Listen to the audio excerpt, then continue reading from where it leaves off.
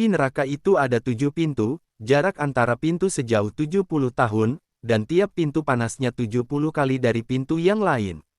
Rasulullah kemudian meminta Jibril menjelaskan satu persatu mengenai pintu-pintu neraka tersebut. Pintu pertama dinamakan Hawiyah, artinya, jurang, yang diperuntukkan bagi kaum munafik dan kafir. Pintu kedua dinamakan Jahim, yang diperuntukkan bagi kaum musyrikin. Pintu ketiga dinamakan Sakar, yang diperuntukkan bagi kaum Sobiin atau penyembah api. Pintu keempat dinamakan Lada, diperuntukkan bagi iblis dan para pengikutnya.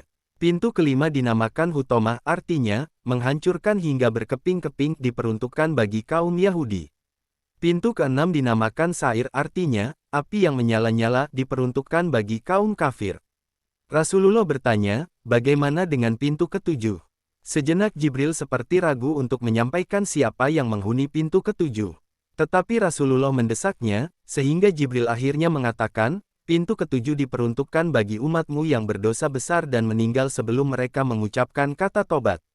Mendengar penjelasan yang mengagetkan itu, Rasulullah pun langsung pingsan. Jibril lalu meletakkan kepala Rasulullah di pangkuannya sehingga sadar kembali. Sesudah sadar beliau bersabda, "Ya Jibril, sungguh besar kerisauan dan sangat sedihku, apakah ada seorang dari umatku yang akan masuk ke dalam neraka?" Jawabnya, "Ya, yaitu orang yang berdosa besar dari umatmu." Nabi Muhammad lalu menangis. Jibril pun ikut menangis. Kemudian Nabi langsung masuk ke dalam rumahnya dan tidak keluar kecuali untuk salat.